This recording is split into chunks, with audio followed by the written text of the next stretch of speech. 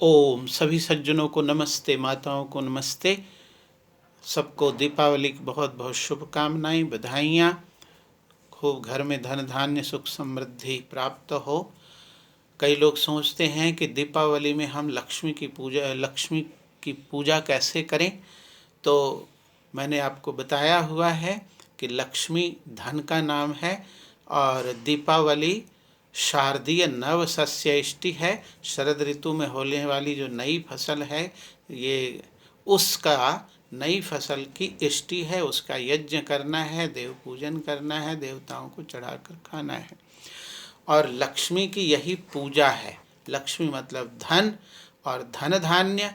इस धन धान्य की पूजा का मतलब यही है कि हम लक्ष्मी का की संरक्षा करें, सुरक्षा करें, सदुपयोग करें और धर्म पूर्वक लक्ष्मी का अर्जन करें, धर्म पूर्वक धन कमाएं।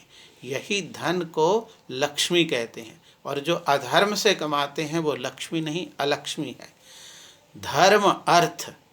धर्म पूर्वक जो अर्थ कमाते हैं, धन कमाते हैं, वही अर्थ है वास्तव में, अन्यथा अनर्थ है।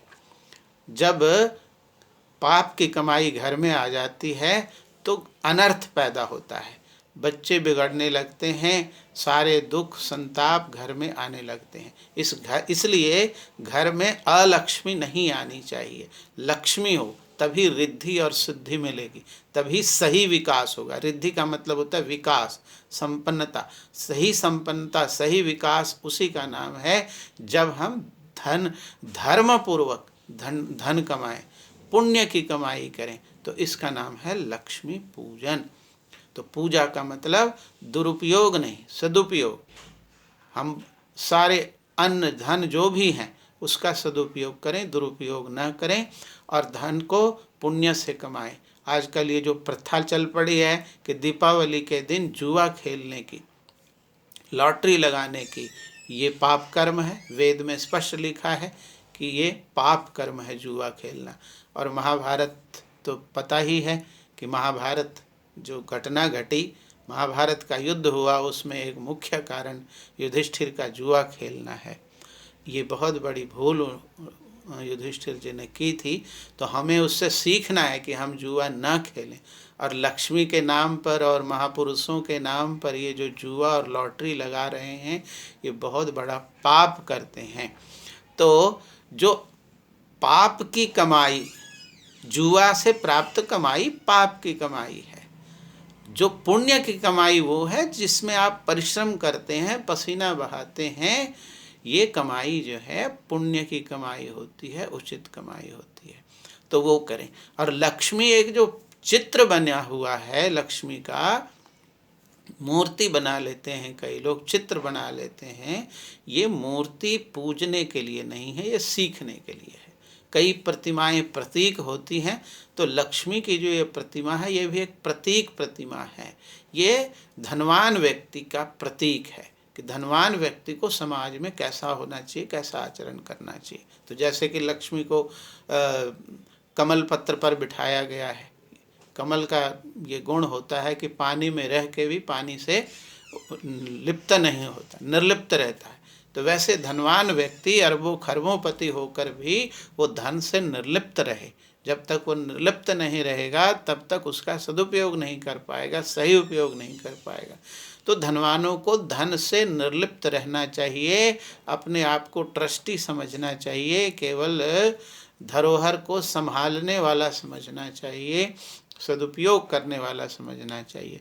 तो लक्ष्मी के तो इस तरह से लक्ष्मी कमल पत्र पर बैठी हुई है और उसके 4 हाथ हैं और चारों हाथों से धन वर्षा कर रही है और 2 हाथ में कमल है और 2 हाथ से धन वर्षा कर रही है।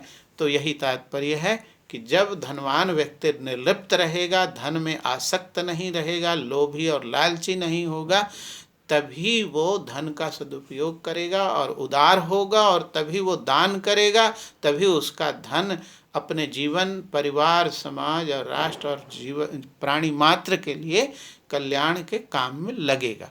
तो लक्ष्मी के 2 हाथ में भी कमल है, मतलब निर्लिप्त, और दोनों हाथ से दान कर रही है। तो लक्ष्मी की पूजा का मतलब है धन का सदुपयोग, और लक्ष्मी की प्रतिमा का पूजन का मतलब ये है कि हम धन का दान करें। तो दानी व्यक्ति अवश्य दान किया करें, और थोड़ा बहुत तो सबके पास सामर्थ्य है, जो जितना कर सके उसको उतना दान करना चाहिए। तो लक्ष्मी की प्रतिमा पूजने के लिए नहीं है, आप इसे रख सकते हैं घर में, जहाँ रखना है कहीं रख लीजिए, लेकिन वो पूजने के लिए नहीं है, वो सीखने के लिए है।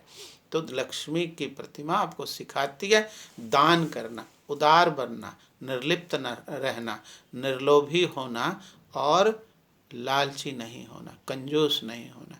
जहाँ आवश्यकता है वहाँ उदारता से खर्च करना, ये लक्ष्मी की प्रतिमा सिखाती। तो लक्ष्मी की प्रतिमा कभी पूजे नहीं, पूजा तो अग्नि प्रज्वलित करके, और जो लक्ष्मी है यानी नई फसल है, नया धान्य का जो प्रसाद है, उस लक्ष्मी को अग्नि में आहुति चढ़ाना ही पूजा है।